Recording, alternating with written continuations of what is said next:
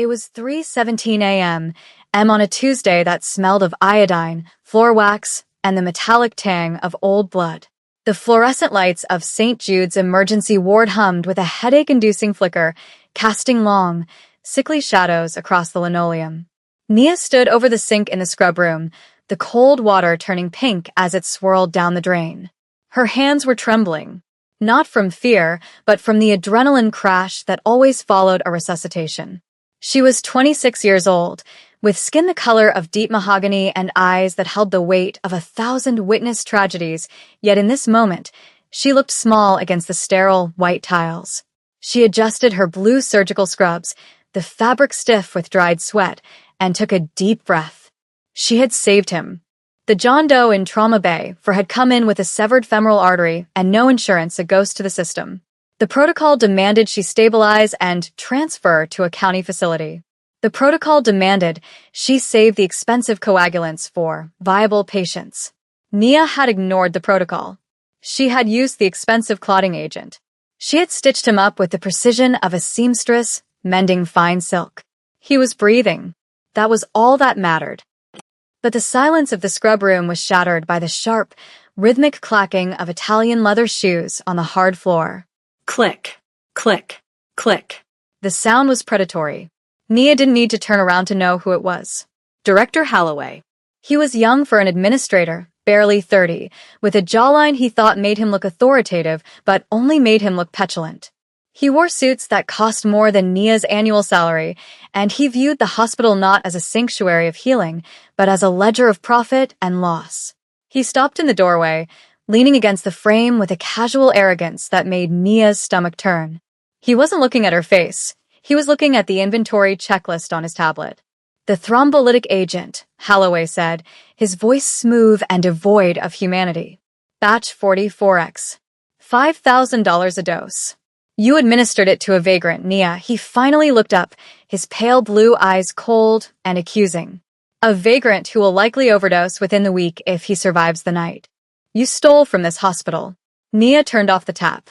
She dried her hands with a rough paper towel, her movements slow and deliberate. She refused to give him the satisfaction of seeing her flinch. I saved a life, Director. His vitals were crashing. By the time the transfer paperwork cleared, he would have bled out on the gurney. I took an oath, Holloway laughed, a dry, barking sound that echoed in the small room. Oaths don't pay for MRIs, nurse. Oaths don't keep the lights on. You have a habit of confusing this emergency room with a charity ward. We've discussed this. He stepped closer, invading her personal space, smelling of expensive cologne and stale coffee. This was your final warning. You're a liability. Emotional. Reckless. You don't have the stomach for the business of medicine. He held out his hand, palm up. Your badge. Now. You're done. The words hung in the air like smoke. Fired. For saving a life. Nia stared at him, her heart hammering against her ribs, but her face remained a mask of stone. She didn't argue. She didn't beg. That was what Holloway wanted. He fed on the desperation of the staff, on the power trip of holding their livelihoods in his manicured hands. Instead, Nia reached her collar and unclipped the plastic ID card that identified her as a senior trauma nurse.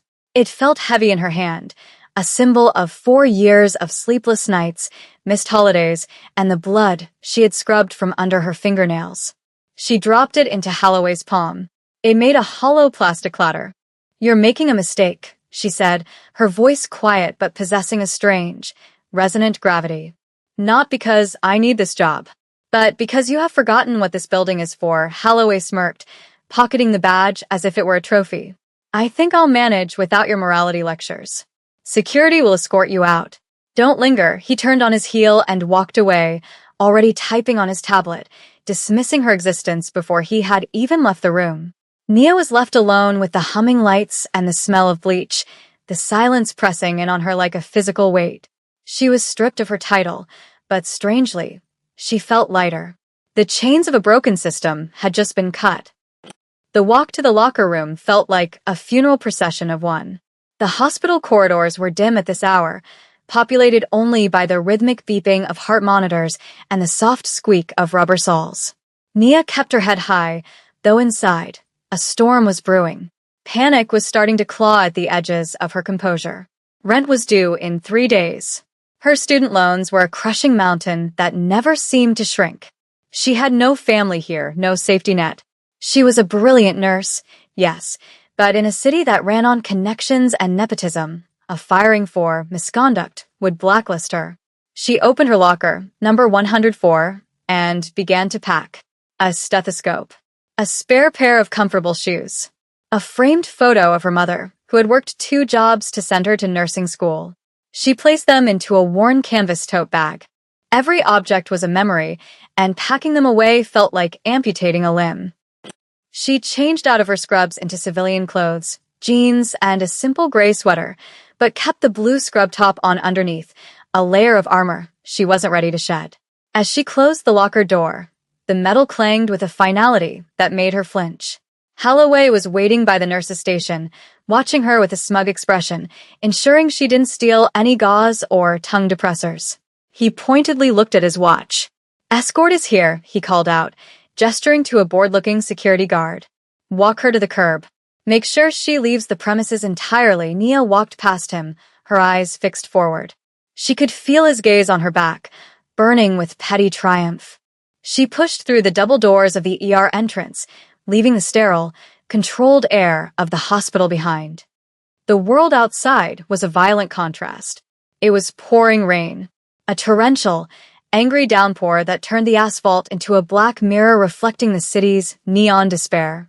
The wind whipped her hair across her face, stinging her cheeks. It was cold, a bone-deep chill that soaked through her sweater in seconds. Nia stood on the curb, the canvas bag heavy on her shoulder, water dripping from her eyelashes. She looked at her phone. No missed calls. No unread messages. She was alone. 3:55 a.m., and the city was asleep, indifferent to her ruin. She checked her bank balance app. $84. That was it. $84 between her and the abyss. She closed her eyes, letting the rain mingle with the hot tears she had refused to shed inside. She was the best trauma nurse in the state, and she was standing on a curb like unwanted refuse. She took a breath, tasting the ozone and exhaust fumes, trying to steady her shaking hands. She needed a plan. She needed a miracle. But miracles she had learned in the ER were in short supply. Then the atmosphere shifted. It wasn't a sound, but a vibration. A low, thrumming bass note that seemed to rise from the pavement itself. Nia opened her eyes. The rain was still falling, but the ambient noise of the city, the distant sirens, the hum of the highway, seemed to be swallowed by a new, encroaching presence. Down the long, empty access road leading to the ER entrance, lights appeared. Not the flashing red and blue of ambulances. Not the yellow of taxis. These were blinding, crystalline white beams, cutting through the rain sheets like lasers. It started with 1 vehicle, then 2, then 4. A convoy. They moved with a synchronized, predatory grace, eating up the distance in seconds.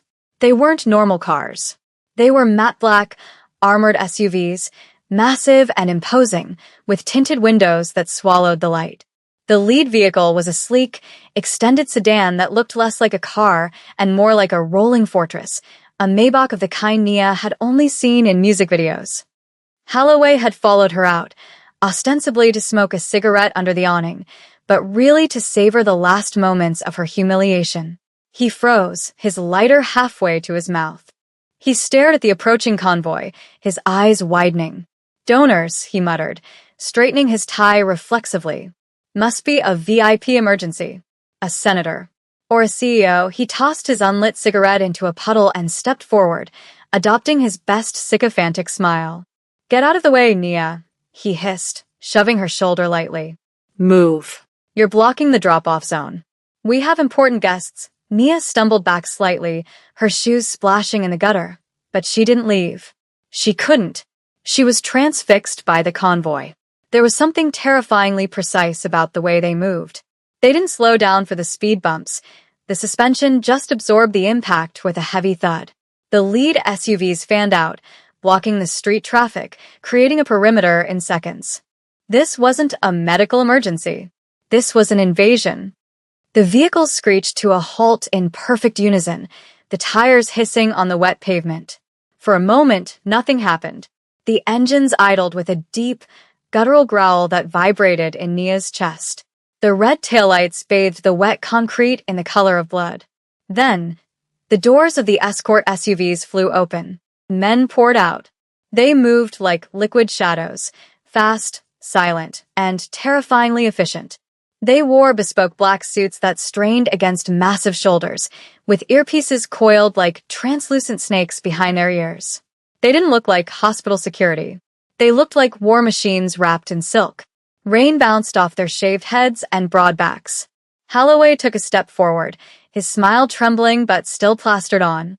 "Gentlemen," he called out, raising a hand in greeting. "I am Director Holloway. If you have a patient, we have the VIP suite prepped and—" He was ignored. Completely, utterly ignored. The men formed a phalanx, a human wall of muscle and stone, creating a corridor from the central Maybach to the curb. They didn't even look at Holloway. Their eyes were scanning the perimeter, the roof lines, the shadows.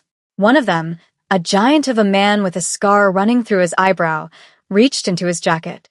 Holloway flinched, perhaps expecting a weapon, but the man pulled out a black umbrella. He snapped it open with a sound like a gunshot. The rear door of the Maybach clicked. The sound was small, but in the sudden silence of the convoy, it sounded like a thunder crack. A driver in white gloves opened the door and stepped back, bowing his head low. A leg emerged. Tailored charcoal trousers, a shoe polished to a mirror shine that defied the rain. And then he stepped out. Yehon. The air seemed to leave the parking lot. He was tall, lean but with a coiled power that radiated from him like heat. He was Korean, perhaps 30 years old, with a face that could have graced a billboard if not for the cold, lethal intelligence in his eyes. He wore a long black trench coat over a suit that cost more than the entire hospital wing. His hair was dark and swept back, wet from the mist. He adjusted his cufflinks, a casual gesture that screamed of absolute control. He exuded danger. Not the petty, bureaucratic danger of Holloway, but the kind of ancient, violent danger that toppled governments. Holloway, sensing the shift in power, tried to reclaim the narrative. He rushed forward, bypassing the security line, his arrogance blinding him to the threat. "Sir, I must insist you follow protocol. This is a restricted area." Ji-hoon didn't speak. He didn't even blink. He simply turned his head, his dark eyes sliding over Holloway as if he were a stain on the wall. The look was so dismissive, so devoid of recognition, that Holloway faltered mid-step. Two of the guards stepped in front of the director, not touching him, just existing in his space, their sheer size forcing him back. Ji-hoon turned his attention away from the annoyance and scanned the curb. His eyes locked onto Nia. The world narrowed to that gaze. For a second, the harshness in his face vanished, replaced by an expression of profound relief, bordering on reverence. He ignored the rain soaking his coat. He ignored the gaping security guards. He walked past Holloway, walking straight toward the shivering nurse in the blue scrubs holding a canvas bag. He moved with a stalking grace, eating up the distance between them. Nia's breath caught in her throat. She gripped her bag tighter. She knew him, not as this titan of industry or crime, but from the memories of a chaotic night 3 years ago in a field hospital overseas, where she had stitched a man who shouldn't have survived. A man who had looked at her with fever-bright eyes and promised he would never forget. He stopped 2 feet in front of her. The guard with the umbrella was there instantly, shielding Nia from the downpour, leaving Ji-hoon exposed to the rain. He didn't care. He looked at her wet hair, her tired eyes, the cheap sweater clinging to her frame. The silence stretched, heavy and electric. Holloway, unable to help himself, shouted from behind the wall of guards. "She doesn't work here. She's been terminated. You're wasting your time with." Ji-hoon raised one hand. A single finger. Silence fell instantly. The guards turned to look at Holloway, and for the first time, the director felt the cold grip of true terror. Ji-hoon turned back to Nia.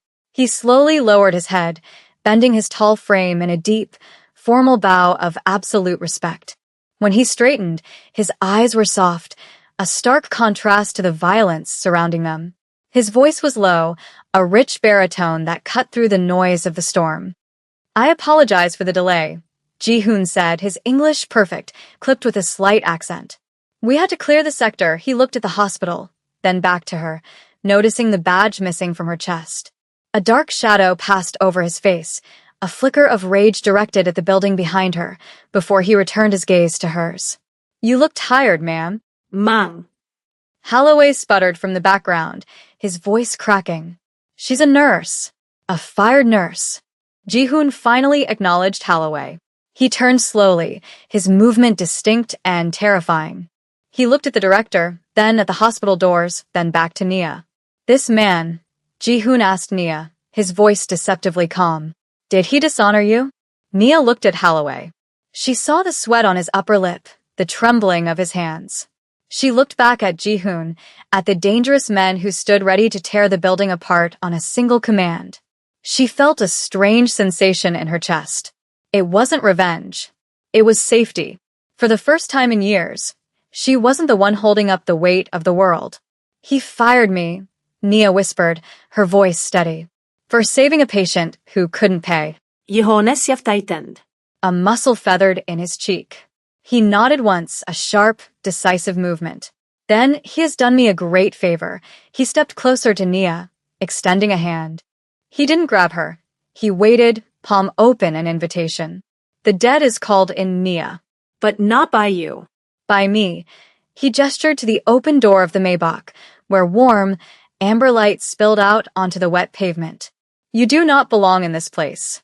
You belong with us. We have need of your hands. And unlike them, he cast a look of withering contempt at Holloway. We know their value. She can't just leave, Holloway yelled, panic setting in as he realized the situation was spiraling beyond his control. There are non-compete clauses. There are. Quiet, Ji-hoon didn't shout. He didn't have to. The word was a command of nature. He looked at his head of security, a man with a neck as thick as a tree trunk. Director Holloway seems confused about the hierarchy of power here. Explain it to him. Briefly. The guard nodded. As Ji-hoon gently guided Nia toward the car, placing a protective hand on her lower back, the guards turned toward Holloway. The director backed up, tripping over his own feet, colliding with the brick wall of the ER entrance. Nia paused at the car door. She looked back one last time. She saw the hospital that had drained her dry. She saw the man who had tried to break her spirit cowering before the men who now bowed to her. She looked up at Ji-hoon. His eyes were dark, intense, and filled with a promise of a life she couldn't yet imagine. Where are we going? She asked, the rain no longer touching her. Ji-hoon smiled, a rare, faint expression that softened the hard lines of his face. To the only place worthy of you, he said. Home. She slid into the leather seat. The door closed with a heavy, pressurized seal, shutting out the rain, the cold, and the life she had just lost. The engine purred. As the convoy began to move, Nia saw Holloway through the tinted glass, slumped against the wall, watching his authority dissolve into the taillights of the Korean Mafia. She wasn't a nurse anymore. She was something else. Something vital. And for the first time in a long time, Nia didn't feel tired. She felt ready. The interior of the Maybach was a sanctuary of silence, hermetically sealed against the chaos of the storm raging outside. The seats were upholstered in buttersoft cognac leather that smelled of cedar and old money, a stark contrast to the antiseptic sting of the hospital ward Nia had just left. She sat stiffly at first, her canvas bag clutched to her chest like a shield, waiting for the reality of her abduction, or rescue, to set in. Ji-hoon sat across from her, his long legs crossed, watching her with an intensity that made the air feel thin. He didn't speak immediately. Instead, he reached into a hidden compartment in the center console and retrieved a silver thermos. He poured a steaming, fragrant liquid into a small porcelain cup and slid it across the console toward her. Barley tea, he said softly, the dashboard lights casting shadows across the sharp planes of his face. It helps with the shock. Drink. Nia took the cup, her fingers brushing against his. His skin was fever-hot. She paused, her nurse's instinct overriding her fear. She looked at him closely for the first time, really looked at him, past the expensive suit and the aura of command. She saw the fine sheen of sweat on his forehead, the slight dilation of his pupils, the way his left hand rested too still against his ribs. "You're hurt," she stated, not as a question, but as a diagnosis. The memory washed over her then, visceral and sudden. 3 years ago, a sweltering makeshift tent in a conflict zone where the Geneva Convention was just a rumor. He had been brought in under a tarp, anonymously, riddled with shrapnel, bleeding out on a cot that smelled of mildew. The local doctors had triaged him as black, unsalvageable. They had moved on to the soldiers they could save. But Nia hadn't moved. She had worked for 6 hours straight, stitching muscle and clamping arteries by the light of a fading generator, ignoring the mortar fire shaking the ground. She remembered the scar she had left on his chest, a jagged line where she had literally held him together. Ji-hoon smiled now, a tight, pained expression that didn't reach his eyes. "Old habits," he murmured, unbuttoning his suit jacket. The crisp white dress shirt underneath was blooming with a fresh, dark crimson stain just above the hip. "We ran into complications securing the route to get to you. It seems my competitors knew I was coming into the city." He looked at the blood with detached curiosity, as if it belonged to someone else. "But the route had to be cleared. I could not let you wait in the rain." Nia set the tea down, the porcelain clicking sharply against the wood veneer. The realization hit her with the force of a physical blow. He had walked through the hospital parking lot, stood in the rain, bowed to her, and terrified Holloway, all while bleeding from a fresh gunshot wound. He had prioritized her dignity over his own survival. "You foolish man," she whispered, but the words lacked malice. They were thick with a sudden, overwhelming emotion. She wasn't the employee here. She wasn't the subordinate. She was the lifeline. She leaned forward, her hands moving automatically to assess the wound, her fear evaporating into the focused clarity of her profession. "Driver," she shouted, her voice snapping with a command authority that startled even herself. "How far out are we?" "He's losing blood volume." "Drive faster," the driver, a stoic man with a thick neck, looked in the rearview mirror, his eyes widening as he saw Nia leaning over his boss, pressing a linen napkin against the wound. He didn't question her. He didn't look to Ji-hoon for confirmation. He simply floored the accelerator, the massive engine roaring as the car surged forward, cutting through the night like a missile. Nia looked back at Ji-hoon. He was fading, his eyelids fluttering, but he was smiling. "I knew," he rasped, his hand covering hers as she applied pressure. "I knew you were the only one who could fix this." The convoy tore through the city streets, ignoring red lights and speed limits, flanked by the motorcycle outriders who had joined the formation, blocking intersections with military precision. They didn't head toward the downtown hospitals. They headed toward the skyline, toward the solitary, glass and steel needle of the Helix Tower, a structure that dominated the city's financial district. The car didn't stop at the front entrance.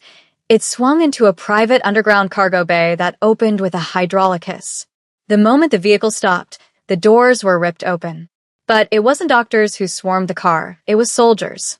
Heavily armed men with panic in their eyes, looking at their fallen leader.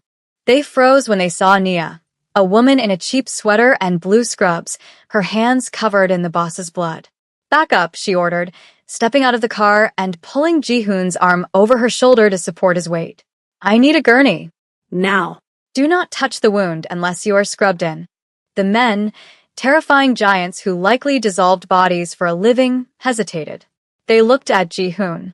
He was pale, his knees buckling, but he nodded once at Nia. That nod was law. They moved with a chaotic urgency, rushing Ji-hoon into a private elevator that shot upward at a stomach-churning speed. When the doors opened on the penthouse level, Nia expected a bedroom or a makeshift clinic. She gasped. It was a trauma center. A fully equipped, state-of-the-art medical bay that rivaled the best teaching hospitals in the country. There were monitors, a ventilator, a crash cart, and a sterile field already prepped. But there was no staff. Just the cold, humming machinery. "Where are the doctors?" Nia yelled as she helped the guards hoist Ji-hoon onto the operating table. One of the lieutenants, a man named Deu, looked at her with desperate eyes. "We don't use hospitals." "Too many questions." We have a surgeon on retainer, but he is unavailable. Stuck in traffic, he looked at the monitor where Ji-hoon's heart rate was climbing erratically. You're here. He went to get you. Nia realized then that this wasn't a coincidence. Ji-hoon hadn't just come to save her from unemployment. He had come because he knew he was walking into a trap, and the only person he trusted to put him back together was the woman who had done it before. She didn't have time to process the manipulation. She stripped off her sweater, revealing the scrub top underneath. She washed her hands in the sink, the water scalding hot, scrubbing with a ferocity that turned her skin red. I need O-negative blood, and pressure bagged. Now, she commanded, snapping gloves on. Cut his shirt. Get me the ultrasound. Daewoo and the other guards scrambled, clumsy with fear, handing her instruments with trembling hands. Nia was the eye of the hurricane. The panic of the room broke against her calm. She was no longer the fired nurse, the victim of bureaucracy. She was the conductor of life and death. Nia placed the ultrasound probe on Ji-hoon's abdomen. The screen flickered. Fluid in the Morrison's pouch. Internal bleeding. He has a nicked spleen and a retroperitoneal hematoma, she announced, her voice flat and hard. I have to go in. If I don't clamp it in 3 minutes, he codes. Give me the scalpel. And for God's sake, someone turn up the lights. The room fell into a terrified silence, broken only by the rhythmic beep-beep-beep of the cardiac monitor and the wet sound of suction. Nia worked with a speed that blurred the eye. She made the incision, her hands steady as rock. She wasn't thinking about the Mafia or the rain or Holloway. She was thinking about anatomy. The vessel was deep, obscured by blood. Retract here, she ordered Daewoo, guiding his massive, shaking hand to hold the clamp. Don't move. If you sneeze, he dies. The big man held his breath until his face turned purple. Nia reached in, her fingers navigating the damage blindly until she felt the pulse of the bleeder. There. She clamped it. The suction cleared the field. The monitor, which had been racing like a hummingbird, began to slow. Beep, beep, Beep. a collective exhale swept through the room. She sutured the spleen with precise, tiny movements, the needle flashing under the surgical lights. She was an artist, and this was her masterpiece. She worked for another hour, cleaning, closing, and stabilizing. By the time she tied the final knot and applied the dressing, her own adrenaline was beginning to crash. She stepped back, stripping off the bloody gloves. Ji-hoon was stable. His color was returning. He was asleep, the anesthesia doing its work, looking younger and less dangerous than he had any right to. Nia leaned against the counter, her legs suddenly feeling like water. 나 왜 앞으로 챗해? The terrifying enforcer looked at her with an expression of awe. He didn't say a word. He simply bowed, low and deep, his forehead nearly touching the floor. Then the other guards did the same. A room full of killers, bowing to a nurse. Thank you, ma'am, Daewoo whispered. The boss. He said you were a magician. He was right. Nia looked at her hands. They were clean now, but she could still feel the phantom warmth of the life she had saved. She realized she had never received this kind of respect at St. Jude's. Not once. There, she was a resource to be exploited. Here, she was a deity. Morning broke over the city, casting a pale, golden light through the floor-to-ceiling windows of the penthouse. Nia sat in a leather armchair next to the bed, watching the sunrise. She had showered in a bathroom that was larger than her entire apartment, washing away the night's grime with soaps that smelled of sandalwood and jasmine. She wore a silk robe she had found in the closet, wrapped tight around her. Ji-hoon stared. His eyes opened, groggy but sharp. He looked at the ceiling, then turned his head to find her. He didn't look surprised. He looked satisfied. You stayed, he rasped, his voice rough. Nia poured him a glass of water and held the straw to his lips. You passed out on my watch, she said dryly. I don't leave patients until they are discharged. He drank, his eyes never leaving hers. I am not a patient, Nia. And you are not a nurse. Not anymore. He tried to sit up, wincing, but she gently pushed him back down. I have a proposition, he said, lying back against the pillows. St. Jude's pays you what? $60,000 a year? To be insulted by children in suits. He gestured weakly to the room, to the city below. I am building a private medical network. For my people. For their families. For those the system throws away, like the man you saved last night. I need a director. Someone who answers to no one but her own conscience. He paused, his gaze intensifying. The salary is 500,000. Starting. Plus a stake in the company. And full autonomy. You fire who you want. You treat who you want. You buy the $5,000 medicine, and you don't ask for permission. Nia stared at him. It was a fantasy. It was madness. But as she looked at him, she realized it wasn't a bribe. It was an investment. He wasn't buying her silence. He was arming her compassion.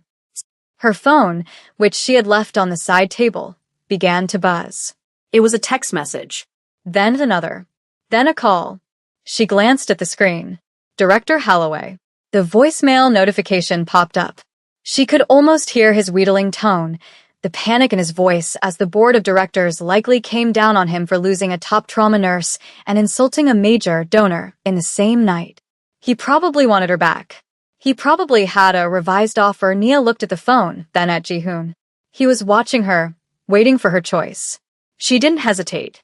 She picked up the phone, walked to the balcony door, and slid it open. The wind was fresh and clean, the storm having passed. She held the phone over the railing, 40 stories up. I think, she said, her voice carrying the quiet strength of absolute vindication, that I am overqualified for my old position. She let go. The phone tumbled, end over end, disappearing into the urban canyon below. She turned back to the room, to the man who saw her worth, and smiled. When do I start? You see, the world will try to tell you that your value is a line item on a budget sheet. They will try to tell you that your empathy is a weakness, that your skill is replaceable, and that you should be grateful for the scraps they throw from the table. They are wrong. Nia didn't need St. Jude's. St. Jude's needed Nia, and they only realized it when she was gone. There is a terrifying power in knowing your own worth. It scares the Halloways of the world because it makes them irrelevant. So, look at where you are standing right now. Are you growing, or are you just shrinking to fit the room? If you are a giant in a world of small people, do not cut off your legs to fit their expectations. Walk away. Walk into the rain if you have to. Because somewhere, there is a kingdom waiting for a queen, and they're just waiting for you to realize that you already wear the crown. Don't wait for them to fire you. Fire them. And when you find your people, the ones who look at you with awe, not judgment, never let them go. Value is not given, it is claimed. Go claim yours.